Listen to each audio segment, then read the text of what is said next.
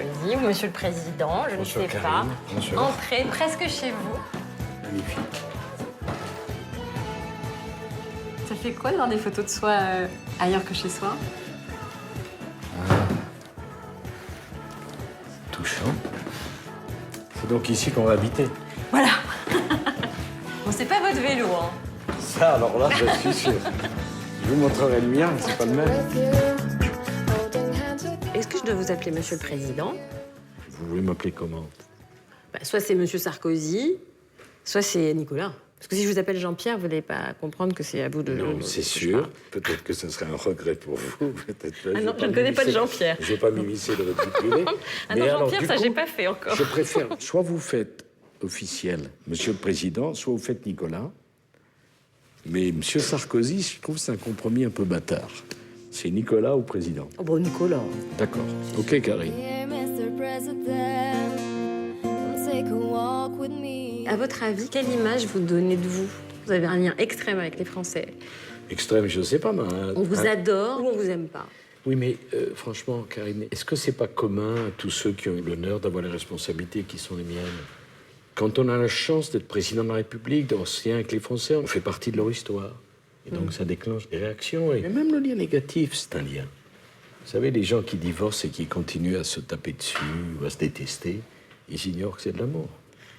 Au fond, qu'est-ce qu'il y a de pire dans la vie que l'indifférence? On a lu beaucoup de choses sur vous, souvent exagérées, je pense. Dans le bon comme dans le moins bon, d'ailleurs. Mais même dans les commentaires exagérés, il y a toujours une part de vérité. Vous avez dit dans votre dernier livre, j'ai été caricaturée dans tous les sens et sur tous les sujets. Ma vie privée, mon physique. Qu'est-ce qui vous blesse le plus? Quand j'étais jeune, tout. Ça vous blessait profondément? Ah oui, je n'endormais pas. Maintenant, rien.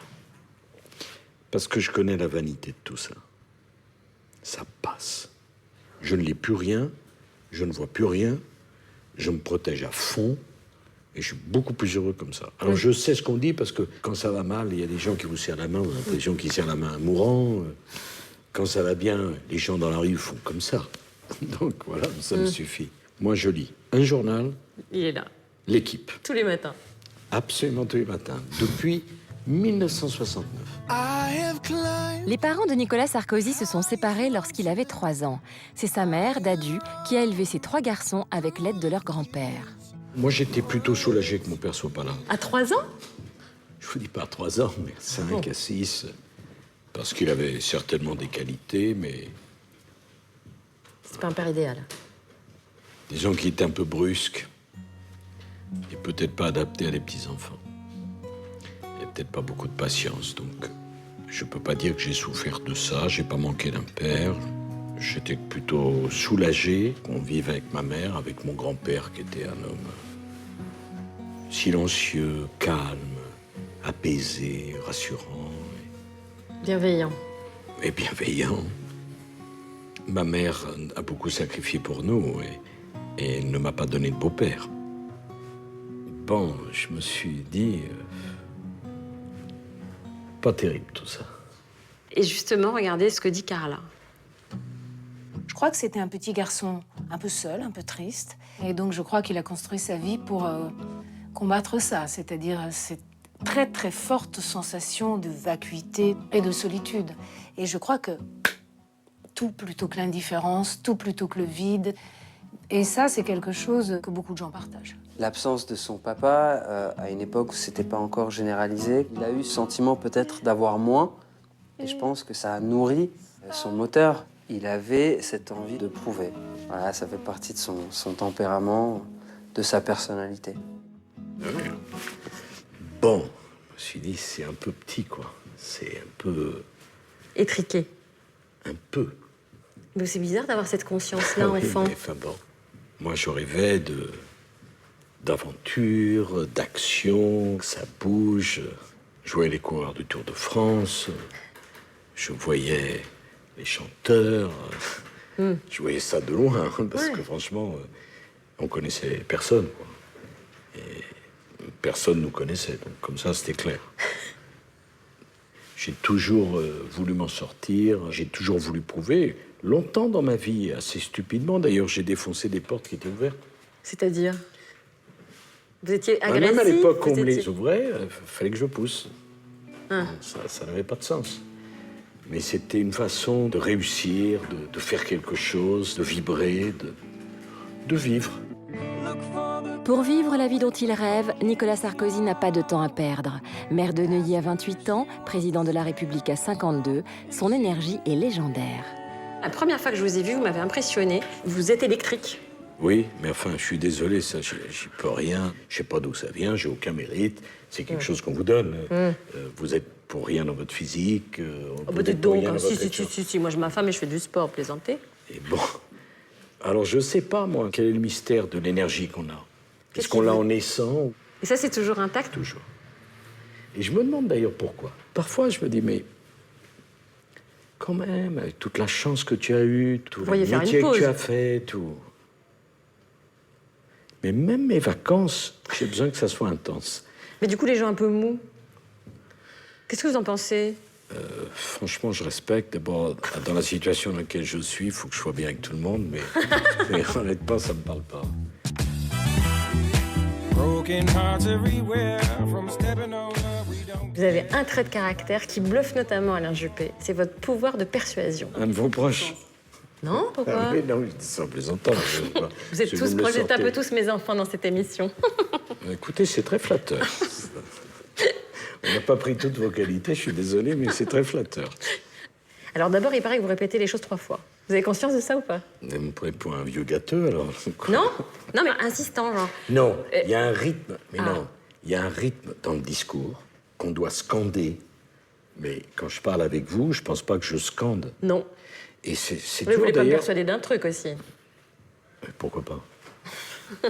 C'est toujours ce qui m'a étonné. On dit, ah, t'as un pouvoir de persuasion. Mais pourquoi on ne dit pas simplement que je pense juste alors? Et si mes idées étaient bonnes? Convaincre, c'est une jouissance absolue.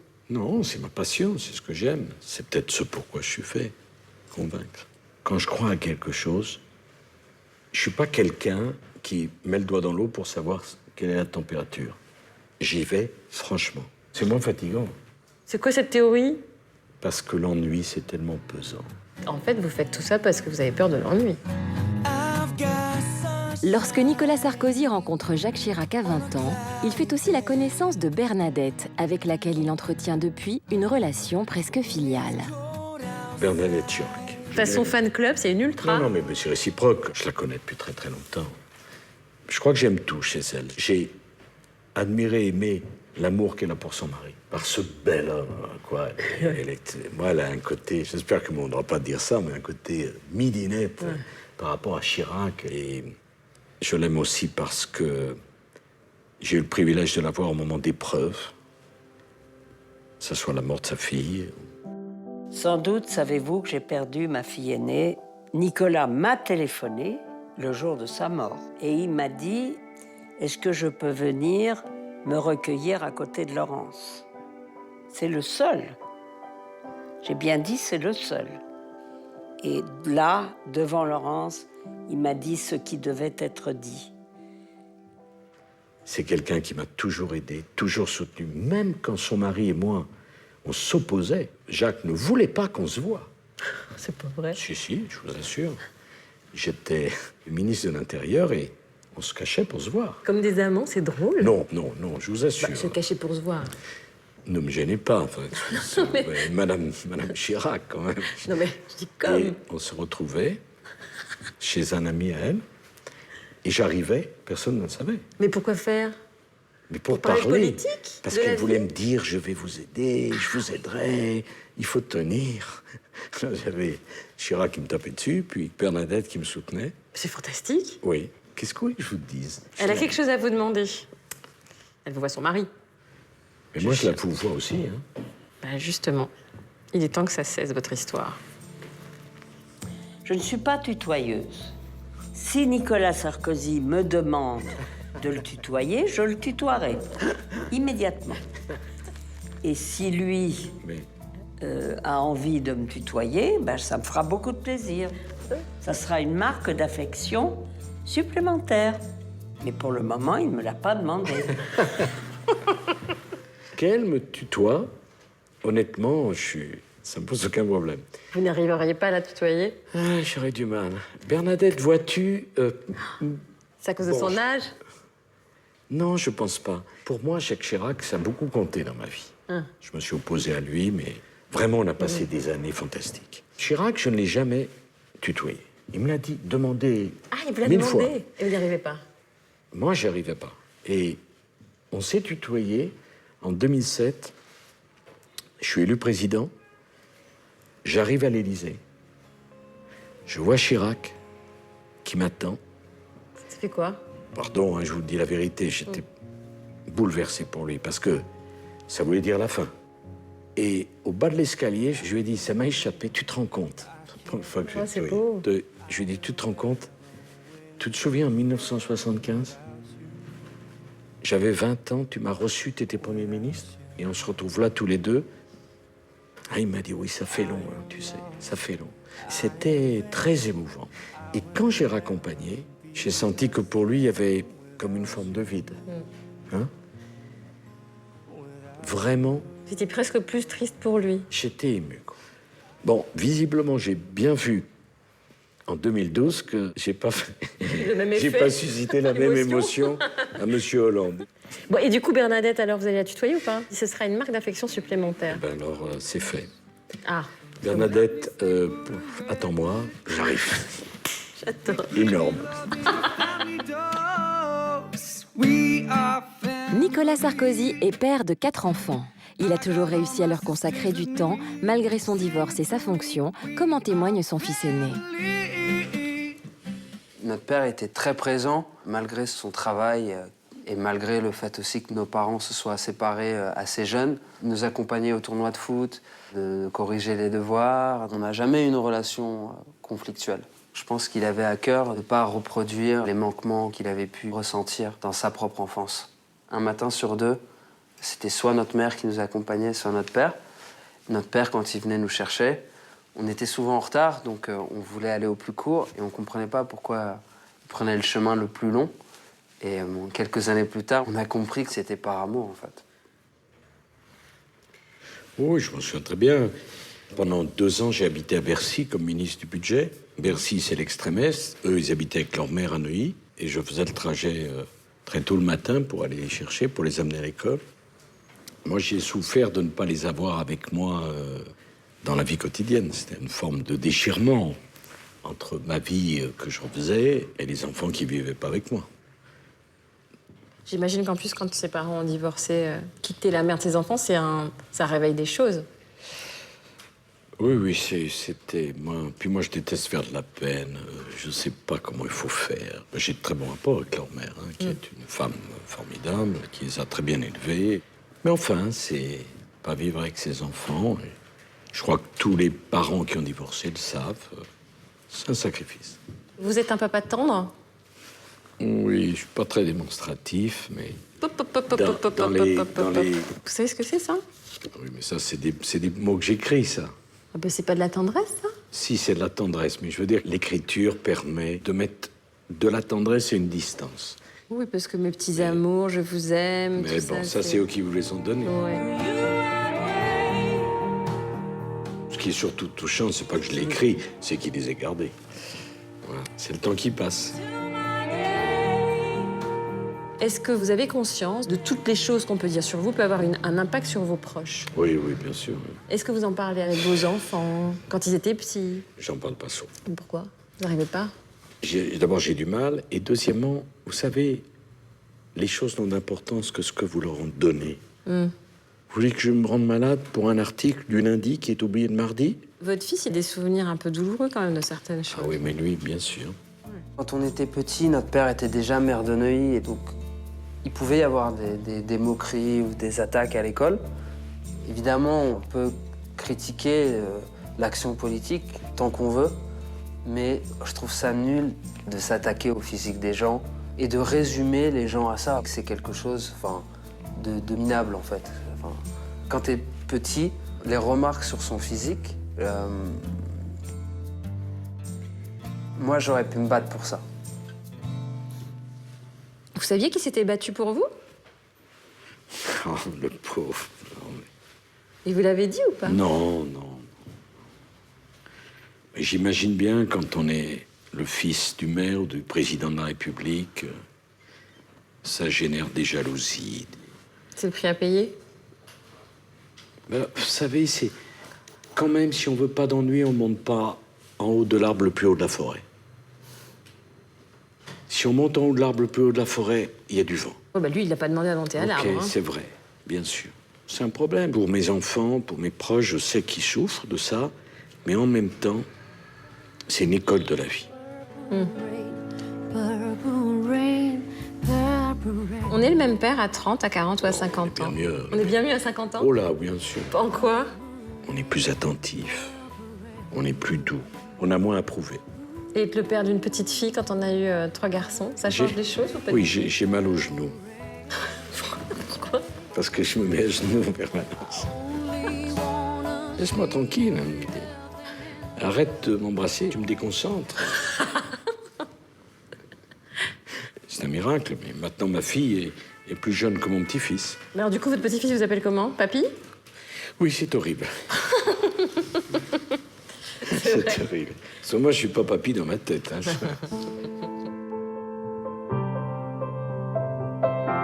En mai 1993, Nicolas Sarkozy est maire de Neuilly lorsque des enfants d'une école maternelle de sa ville sont pris en otage par un homme lourdement armé, Human Bomb. C'est là où on vous a découvert. Vous avez 38 ans. Quels souvenirs vous en avez? Moi, j'ai un souvenir d'une grande peur. Hein. D'abord, chaque fois que je rentrais dans la classe, c'était une épreuve. Donc, Vous étiez allé dans la classe parce qu'il vous avait appelé vous ou parce que vous aviez eu envie d'y aller? non, on n'a pas envie d'entrer dans une pièce où il y a 24 bâtons de dynamite. Hein. C'est le patron du RAID de l'époque qui m'a dit « On va essayer quelque chose, la situation est bloquée. Vous êtes ministre du budget, maire de Neuilly. Vous allez rentrer dans la salle et puis on va voir si ça marche. » Et vous n'avez pas hésité? Bah, qu'est-ce que vous voulez que je dise? Je ne veux pas dire non. Quand même. Moi, j'ai eu peur quand je suis rentré dans la classe. Parce qu'il y a un problème quasiment physique. J'avais déjà peur que mes jambes ne me portent pas. Hein. Je suis rentré, j'ai parlé 20 minutes avec lui, et j'ai pu sortir un enfant. Et donc, à partir de ce moment-là, c'est créé un contact et comme ça, on a pu en sortir 10. Et 2 jours après, ça s'est bloqué, il en restait 5. Et j'ai proposé d'échanger tous les enfants contre moi. Et il n'a pas voulu, puisqu'il a dit il y a 4 qui sortent et 1 qui reste, avec vous. Et donc, j'ai refusé.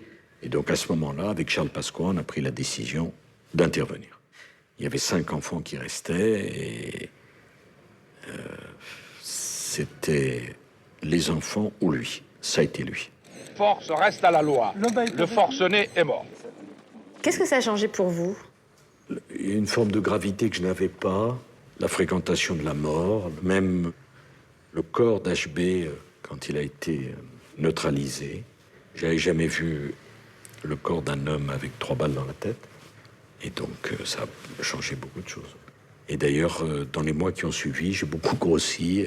J'avais comme une faim inextinguible. Ça m'a provoqué une réaction. C'est de l'angoisse, hein? Peut-être. Je fais que je mange. Et en septembre, ça avait pris des proportions impressionnantes. Je me suis mis à faire du jogging. Et depuis septembre 1993, je cours pratiquement tous les jours. Ah, on connaît l'origine maintenant de... C'est de là, voilà. On parle des femmes? J'ai un bilan énorme. Oui. Entre autres. C'est vrai. Son rapport aux femmes et son rapport aux hommes n'est pas du tout le même. Il ne s'attaque jamais aux femmes. Jamais. Et même quand il s'agit du combat politique, par exemple, il ne s'attaque pas aux femmes. Et je pense qu'une femme, par exemple, très délicate, très fragile, très séduisante, peut l'emberlificoter, tandis qu'un homme, non. Il a une espèce de scanner pour les hommes qu'il l'a moins pour les femmes. Une femme qui se présente fragile peut tout obtenir de lui. Ça doit peut-être lui rappeler aussi sa mère. Elle est vraiment intelligente, ma femme. Elle théorise un comportement. Non, je vois qu'elle m'observe en plus. Hein. Je pense que la femme civilise l'homme. Je pense que les hommes, sans les femmes, il y a un côté bande qui les rend pas très intelligents. J'aime protéger les femmes. Au sens, vous voyez, Prendre soin. prendre soin, enfin, et les douleurs et les fragilités des femmes, ça me touche plus que les douleurs et les fragilités des hommes, c'est vrai. Je n'ai pas de grande solidarité de sexe. I think it's sad. Nicolas Sarkozy divorce de Cecilia en octobre 2007. Un mois plus tard, il rencontre Carla Bruni, qu'il épouse en février 2008. Vous l'avez rencontré, c'était parti. Tout à fait, Comme ça. comme ça. Un rayon de soleil. Carla. Soleil, Le soleil. un rayon. C'est beau. J'ai compris. Et c'est moi, il me faut pas trop de temps pour comprendre. J'ai cru comprendre, oui. Donc, C'était un peu rapide, oui. Mais c'est tellement mieux d'être amoureux. C'est le hasard, c'est la rencontre, c'est la magie. Et Carla et moi, on a eu beaucoup de chance de ce point de vue-là. Loving can hurt. On s'est engagés tous les deux de manière équivalente, tout de suite, sans même discuter. On n'a pas joué du tout. Lui, il m'a demandé en mariage tout de suite. C'est un homme qui a besoin d'une femme. Je suis sûre que les quelques mois qu'il a passés seul ont dû être terribles. Lui, c'est un homme qui s'engage. Vous l'avez aimé vite. Mais parce que vous pensez que l'amour, c'est quelque chose qui est raisonné. Mais on peut se protéger un petit peu au début. On peut se dire, avant de repartir dans une histoire, quand même, je vais mollo. Ah bon, vous croyez que ça protège de quoi que ce soit? Non, mais vous auriez pu dire, pendant quelques mois, je teste pour voir si ça dure ou... Comme une voiture. Bah Là, oui, on essaie la voiture. Moi, je pense que quand on aime une femme, on lui impose pas le statut de maîtresse. Je n'aime pas ça. Carla, la pacificatrice, puisque vous êtes à la tête d'une famille recomposée. Donc vous avez 4 enfants de 3 mamans. Et un 5e beau-fils. Parce Eh ben que oui. Carla a un fils, Aurélien, qui compte beaucoup. Carla, elle est italienne, donc elle partage. Elle a beaucoup fait pour rapprocher tout le monde. Elle a vraiment cherché à ce que tout le monde puisse se parler, à ce que tout le monde se sente à sa place dans cette famille. Ça, c'est important. Ça a beaucoup soulagé mon père parce que quand tu sais que ta femme est là et aide à pacifier toutes les relations, bon, c'est quand même une épine du pied en moins. Tout le monde a trouvé sa place. Vous vous rendez compte, j'ai des enfants entre 31 ans et 4 ans et demi. Hein. Je crois qu'elle vous a un peu poussé à revoir Cécilia aussi. Elle m'a pas un peu, elle m'a beaucoup poussé. Vous étiez à New York, elle vous a dit maintenant ça suffit, on y va. Exact. Mais je vois qu'elle vous a dit des tas de choses, alors. Exact, elle avait tout à fait raison. Carla m'a apporté quelque chose. Moi, je suis plutôt un taiseux. Dans la vie privée, je confie pas mes états d'âme. Je suis plutôt réservé.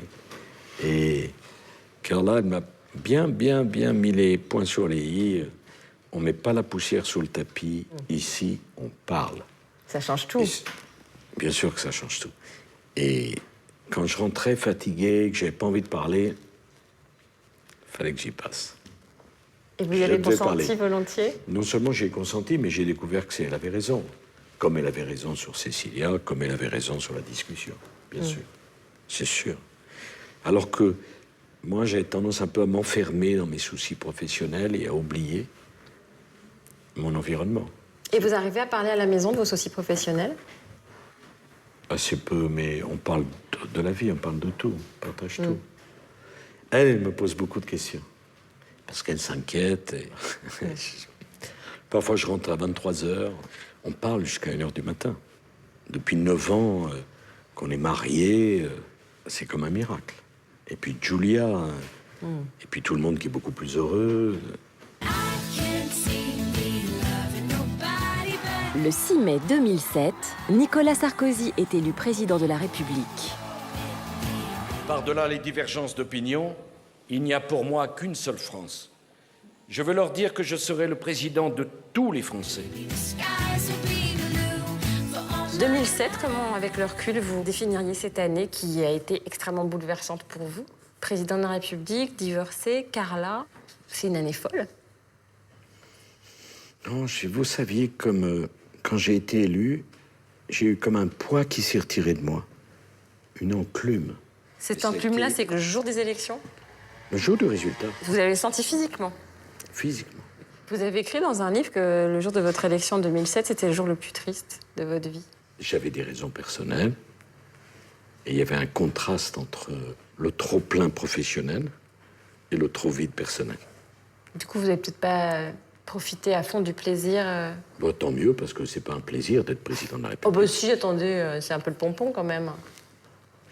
Vous avez une C'est le drôle pompon du d'idée. manège. Vous croyez que 35 ans de vie pour arriver à cela, des sacrifices, du travail, et qu'on fait comme si on avait la médaille aux Jeux Olympiques, allez, on va prendre le champagne, etc. Mais immédiatement, il faut nommer ses collaborateurs, prendre des décisions, vivre au milieu de garde du corps. Enfin, bon, Vous avez dormi cette nuit-là? assez peu. You know that I could use some. En 2012, Nicolas Sarkozy est battu au 2e tour de l'élection présidentielle. Comment est-ce qu'on sort d'un quinquennat? Vous étiez dans quel état en 2012? J'étais fatigué, mais pas du tout déprimé. Enfin, je sais pas. Et fatigué, épuisé. D'abord, on est parti en vacances avec ma femme. C'était super.